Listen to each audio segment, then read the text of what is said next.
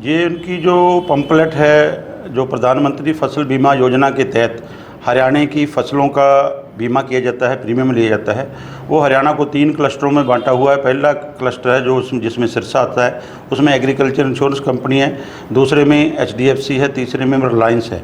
तीनों कंपनियों की सेम गाइडलाइन है, ऑल इंडिया की सेम गाइडलाइन है। उसमें एक किसानों को बर्बाद करने वाली एक लाइन लिखी हुई है। उस लाइन में जो लिखा हुआ है भी धान के जल भराव में जो है जल भराव को नहीं माना जाएगा।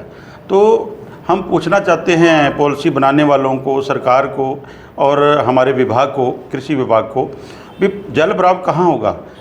धान वहीं लगता है जहाँ पानी की अच्छी व्यवस्था हो, पानी बढ़िया हो, पानी ज़्यादा हो। तो जब बाढ़ आएगी, जब नदियाँ उफान पे आएंगी, तो उसी जगह पे सबसे ज़्यादा जल भराव होगा।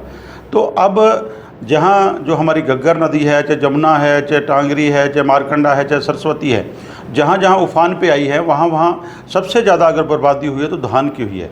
जो नरमा कपास की फसल है, उसके साथ बाजरा ग्वार है, वो तो ज़्यादा बरसात से काला हो गया, ख़त्म हो गया, और जो धान है वो जल भराव से ख़त्म हो गया। तो अब ऐसी एक लाइन लिख देना भी जल भराव को नहीं लिया जाएगा। ये हम अगर कुछ सवाल उठाते हैं, वो कहते हैं जी क्रॉप कटिंग में आ जाएगा। तो मान लीजिए क्रॉप कटिंग में जो खेत आना है वो सूखे का आ गया, वहाँ जल भराव नहीं है, वो तो 100 की 100% दिखाएगा, और जो जितने केस डूब गए हैं उसका क्या होगा। और सबसे बड़ी बात विजय जी इसमें यह है, जब जिस किसान ने बीमा करवा रखा है, प्रीमियम दे रखा है, अगर वो क्षतिपूर्ति पर पोर्टल पर जाएगा तो उसके ऊपर ऑप्शन आता है भी आपने बीमा करवाया यस और नो। अगर वो यस करेगा तो उसका क्षतिपूर्ति पोर्टल पे दर्ज नहीं होगा, अगर नो करेगा तो उसका मतलब वो गलत कर रहा है, उसको फिर भी उसको दिक्कत आ जाएगी, दोनों तरफ से भी रह सकता है।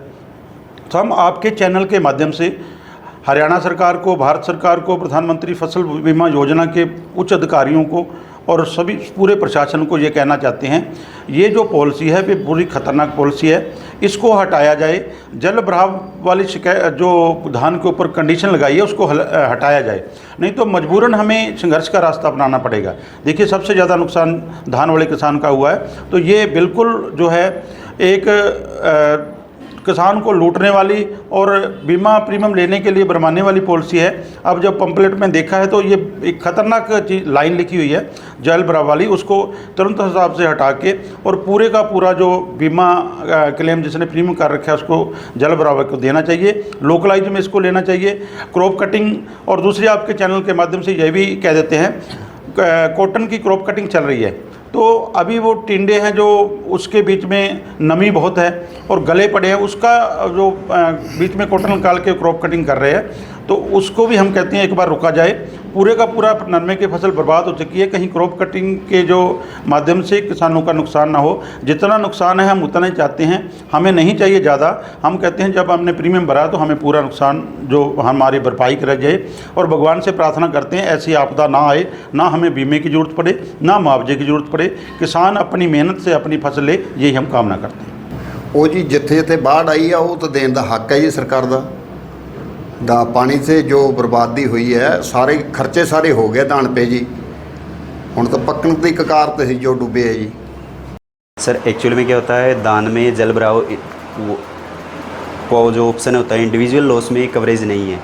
यदि उसका दान में जल भराव के कारण नुकसान बनता है, वाइड ज़्यादा एरिया में बनता है, तो वो सीसी बेस पे कवर किया जाएगा और वो फार्मर को उसका बेनिफिट मिलेगा।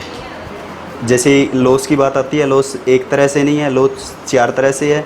सबसे पहले प्रिवेंट सोइंग है, यदि फसल ना बोई गई तो उसका वो ब्रॉड लेवल पे मिलता है, ऐसा नहीं कि इंडिविजुअल को मिलेगा, लेकिन इंडिविजुअल ILA में उसको जल भराव से उसको बाहर किया गया है।